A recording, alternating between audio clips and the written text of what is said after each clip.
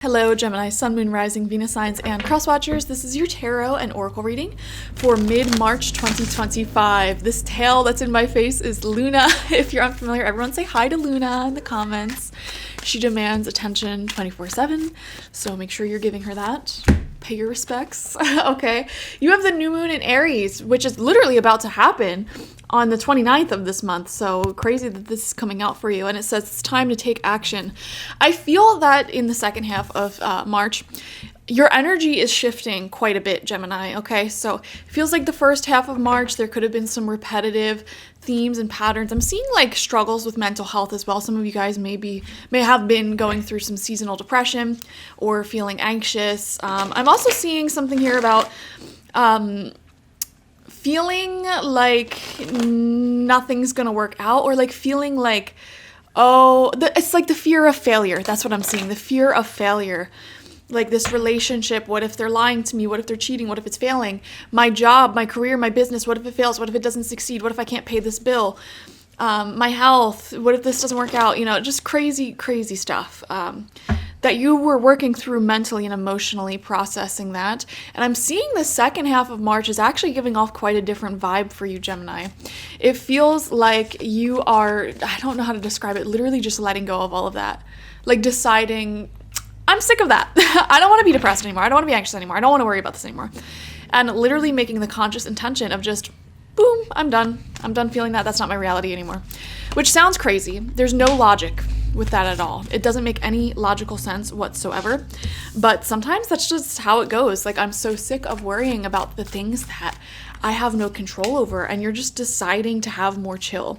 And what I'm seeing in that chill with the new moon in Aries is that you're saying you're deciding to take action on your own life and really pour into yourself, which is what the new moon in Aries, especially since this is a solar eclipse new moon in Aries, it's really just saying be selfish.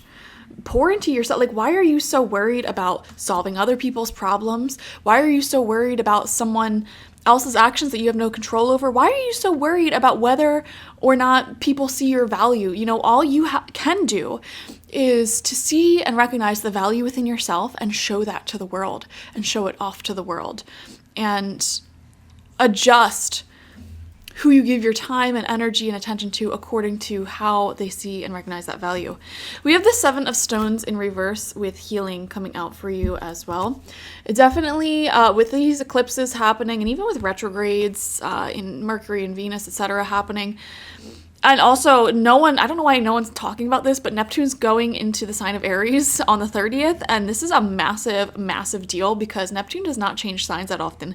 There's a lot shifting in the world right now. And so I feel, Gemini, that's, you know, if you want to take a little bit of a break from your normal routine, that's okay to do it. In fact, I'm picking up a very specific message here that there may be a day or two where you decide, you know what, I'm going to take a break from this. And that could be like, I'm going to take some time off from work, or that could be, I'm going to take some time away from my exercise routine. I'm going to take some time away from fill in the blank, whatever it is. And then I actually see that the time you allocate to rest, recover, you might not even go through with all of that, meaning like you might like take a break from it for like a day or two and you're like, no, actually I'm fine, and then you go back to that positive routine. So that's a really specific message, but I am seeing that.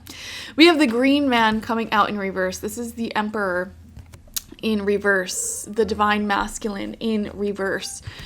Yeah, I feel like, you know, you can only control what you can control. You can't control how other people show up in the world. And so there may be some healing, some lessons around that at this time. Showing up for yourself, being productive for yourself, and not worrying about anyone else. We have the Knight of Vessels in reverse with the Eel Spirit.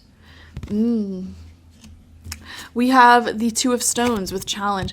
I am seeing there could be some conflicting energies that you're feeling in a certain relationship or relationships around you. Like I said, this eclipse season, it may be bringing out a lot of relationship issues, emotional issues in relationships, fears of relationships or friendships failing, fears of oh, is this person going to be there for me? Are they going to be honest with me? Are they going to show up for me? These are fears that you are working through, and they may be rooted in the past. They may be rooted in some past actions that may have taken place, or your old relationships may have traumatized you. Whatever the case may be, there is some challenge here with your emotions. And with the Emperor in reverse, I feel like this is your own masculine energy from within, your yang energy from within, trying to overly control the situation, trying to force the truth and squeeze the truth out of everyone and everything around you. And Spirit's saying, girl, guy, like, all you can do is chill. All you can do is relax. And you have to trust yourself, okay? If someone was lying to you, cheating on you, stealing from you, your intuition will know. Okay. And quite frankly, if you are someone who watches tarot readings, chances are your third eye is pretty open. And I am telling you, I've heard this countless times. I've experienced this myself countless times, where if someone truly is lying to you, there's a high probability that you'll have a dream that reveals the truth anyways. Okay. I've seen this happen, especially if you're a woman. Okay. I've seen this happen countless times where someone's getting lied to and they'll have a dream that shows them exactly what they were lied about. I have a personal story with this, actually. So there were two people that I should have been told about from an ex-partner, okay? They should have told me about these two specific people in their life, but they did not. And I had a dream that my family was visiting my partner, like in their apartment, and there was like those two people there, and the dynamic was very strange, very uncomfortable, not, something we agreed upon. And so I woke up and I told them that dream, and they're like, oh, well, yeah, I have those two people in my life, and, explain the whole situation. So I'm telling you guys, like, you have to trust yourself. If something ain't right in a relationship, you will know. Okay? Your spirit guides, your ancestors, they're not going to let you go blind. They're not gonna, make you a fool. And if you look back at your past, all of the times that you may have been lied to, betrayed, cheated on, stolen from, whatever, you found out, okay? Now, this reading is not saying that you are being lied to, cheated on, stolen from, etc. What it's saying is your intuition already has all the answers that you need. Okay? You already know what's going on. You already know the emotional undercurrents that exist in your relationships. You already know the problems, issues, emotional weight that your romantic partner, your best friend, your brother, sister, etc. are carrying that they may or may not be speaking on. You're psychic, okay? You already know these things. You have to trust that ability within yourself, Gemini. That's the message that I'm seeing coming through. And with the green man coming out in reverse, I'm actually not seeing this as someone else. I'm seeing this as you. Your own masculine energy may be feeling anxious because it's like you are gripping on very tightly, very anxiously.